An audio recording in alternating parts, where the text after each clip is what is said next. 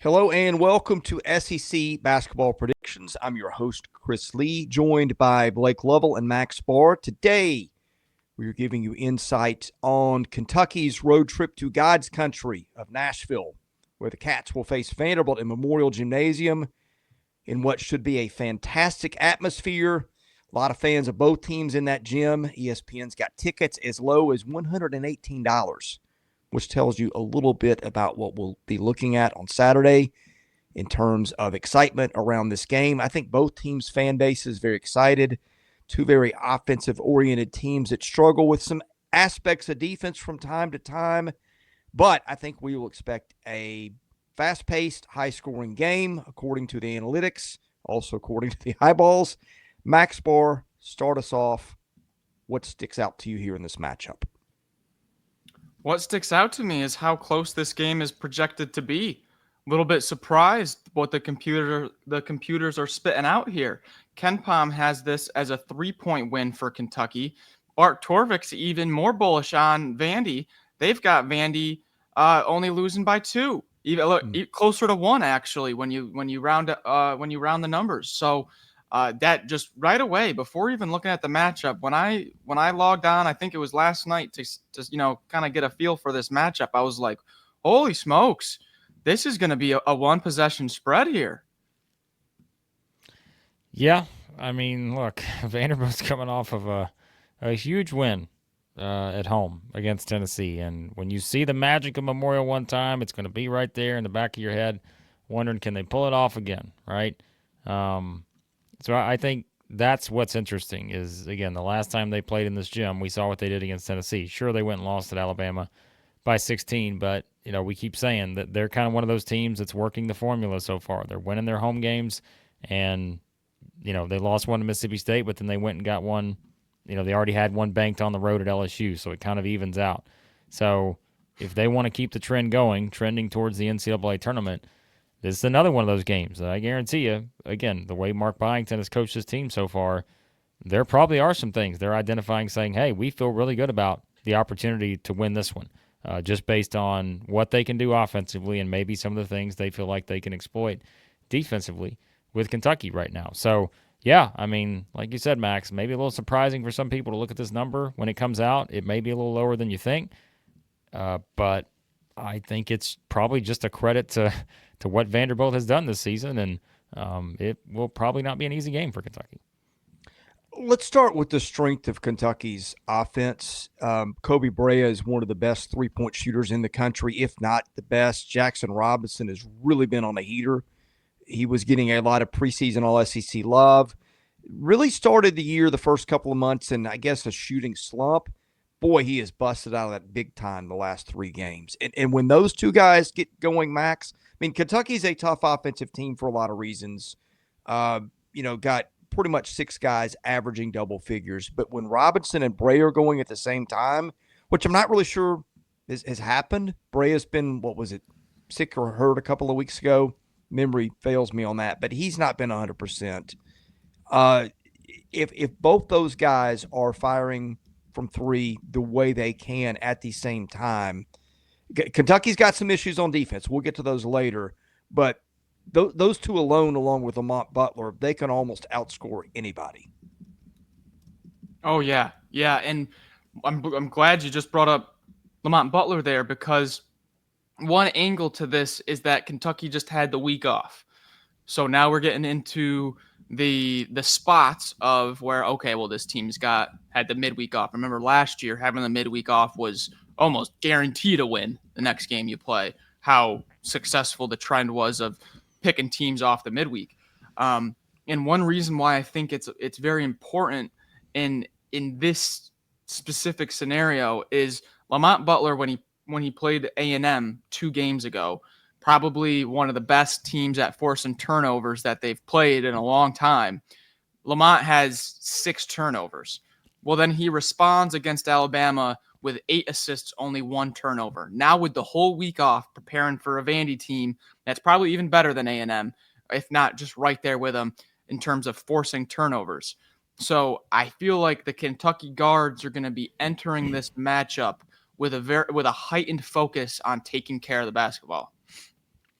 Speaking of heightened, what's the one thing we always talk about for Vanderbilt, right? In these games, it's the height. And we've kind of mentioned that when it comes to that being the thing that everybody just always brings up, and that was the talk going into SEC play and everything like that. And I mean, look what we talked about it. Like, look what Jalen Carey did against that Tennessee front court of, Akpar and Milicic. Like, those guys still got their numbers, but I mean, just look at kind of how big his minutes were and stepping up and playing a very strong game, which was, part of the equation there and one of the reasons why they were successful in pulling off the upset. I think this is like the same thing, right? Because we talk about Kentucky and is like with Alabama, it was something where they got Kentucky in foul trouble, right? And so you were having to rotate the big guys in and out. Andrew Carr, it just felt like you could never get that consistency. But like Vanderbilt's going to play a little bit differently. They still are able to get to the free throw line, like we said, but they're not going to get there to the level of an Alabama probably right now. And so if it's a game where Andrew Carr is playing a lot of minutes, if, the same group in the front court that we see, like, we know what Amari Williams can do. I just wonder, like, is this the kind of matchup now for Vanderbilt? Now, again, we say this going into a lot of these games, but I do wonder if Kentucky can just stay out of foul trouble. I do feel like that is an aspect here where we could see those guys really sort of exert, their force on this game, just knowing that they have a lot with Garrison too, right, at 6'10". And so how does that sort of trio of big guys with the length and just the skill that they have, how does that play out in a matchup like this where both teams are going to get up and down the floor? And we always talk about, too, it's like on the defensive end, if you're a Kentucky fan, you just want to see your guys impact more shots. You want to see your big guys impact more plays at the rim or be able to, help kind of make the other team take tougher shots. So, I mean, I think that's, that's a big thing I have my eye on in this one. Yeah, when Vanderbilt gives teams troubles, McLaughlin is playing above his height. He's been super consistent. You're seeing Jalen Carey, who's a terrific athlete, starting to show a little bit of his potential. Dad was an NFL left tackle. Brother Vernon played for Duke. They've been pretty good lately. And in that backcourt, they just get steals everywhere. I mean, they are really pesky. If you were a little careless with the ball for a split second, they will make you pay. And they turn that into dunks and layups on the other end of the floor. Now, I think that's where Lamont Butler really helps Kentucky. And then the wild card for them, this is not a tremendous three-point shooting team, but Tyler Nickel has hit a little bit of a heater lately. Like when Vanderbilt gets all that going at once, and frankly, I had some doubts it could sort of do those things to Tennessee a week ago. It did. That's why it won, particularly with Gary stepping up and being a big factor. So if you're looking at a recipe for victory for Vanderbilt, I think those are the places where you start. Yeah, and one of the individual matchups that I don't think is going to be kind of circled because he doesn't play a ton, but when he's on the floor, he's just an absolute just factor in the game is Chris Mignon and his, I'm saying that right, Mignon? I believe it's Mignon. Yeah. So correct. When he's out on the wing, is he guarding Jackson? Is he guarding Kobe Brea? Is he taking away one of those wing slashers, shooters that Kentucky has? Because the defense doesn't get talked about like that when we're talking about Vanderbilt. But when you go back to that Tennessee game, they don't win that game without Mignon's defense. So the reason I bring that up is because of the heater Jackson Robinson has been on, because of what Kobe Brea is capable of. If Vanderbilt and Mark Byington's able to scheme up a defensive plan to take away that wing score, it turns it into they're going to get their points from Oweh, Butler, and then the bigs, which I think then it turns into a much more interesting game if they're not getting those 4 or 5 threes from that wing. So I think Byington can scheme up some stuff to defensively to make this interesting. Picks. I've got one more thing I wanted to bring up because we didn't bring this up, and we're usually pretty comprehensive. The Jason Edwards factor. He's a little bit of a headache to guard, and he can take it inside. Like, you've seen him score buckets against bigger guys all year. That is a little something to watch too. I just wanted to remind people of before we get into picks. So Max, get us started there. Kentucky's played 2 road games so far in SEC play. They won the 95-90 great game at Mississippi State. That was right after they went to Georgia and lost 82-69. Georgia, much different team, probably the most opposite of Vanderbilt in the league when it comes to just team build and height and what they do well. If this was not a week off for Kentucky, I would really, really want to entertain picking Vanderbilt at home. I think they're going to be really, really tough to beat at home this year. But since Kentucky's on that week off, I feel like it sets up for them nicely to be prepared and focused for this game, which they need to be. So I'm going to go Kentucky here. Yeah, there's a path to victory for Vanderbilt here. It involves Edwards. It involves Carey continuing to build on what he's had. It involves Nickel. But I've seen both these teams play a ton. And I think in a game that figures to be high scoring, a lot of possessions, I just think Kentucky's got a bigger offensive ceiling.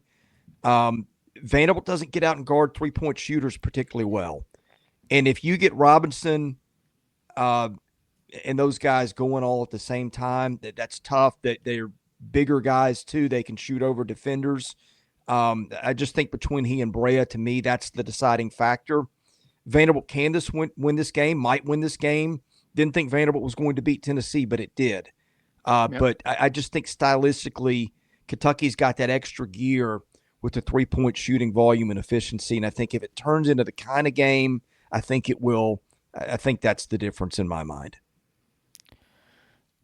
One of the common themes for Vanderbilt in the games they've lost this season, they've lost 4. Drake shot 62% from inside the arc against them. Mississippi State shot 52%, 51%. Missouri shot 56%. Alabama shot 67%. Ooh. So those are 2-point percentages, right? So if Kentucky can use their size to get Andrew Carr some easy baskets, to get Amari Williams some easy baskets, to just sort of attack and then kick out for open threes, which is a great formula, then it's hard to pick against Kentucky in this spot, because I do think that's where size and or like a foul trouble of Vanderbilt, if you're able to get Lamont Butler going downhill and getting plays at the rim with Carr and Williams, all of a sudden you get a foul on McLaughlin, you get a foul on Carey.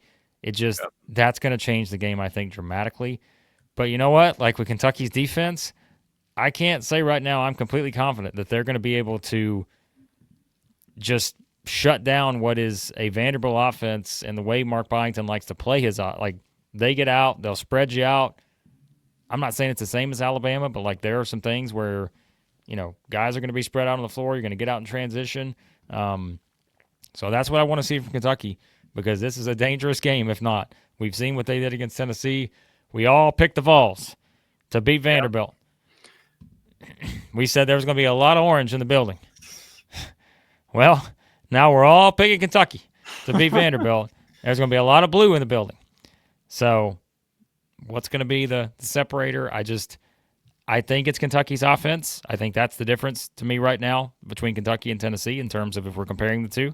But Tennessee also was much better defensively to this point. So I'll pick Kentucky, but as you guys have said, and I think we all agree on, there's a reason this will be a lower type point total spread in terms of what people think this game's going to be. And I think it has a lot to do with what Vanderbilt is doing at home right now, and it also has something to do with the defensive numbers for Kentucky. So can't wait to see it. Can't wait to talk about it afterwards. Best way to do that, hit the subscribe button. That is free. Enable your notifications so you know when we go do this live. Also, Kentucky fans, just did an interview with baseball coach Nick Mingione, which was fantastic and will be airing soon on our channel. Thank you for watching. For Blake Lovell and Max Barr, I'm Chris Lee. You've been watching Southeastern 16.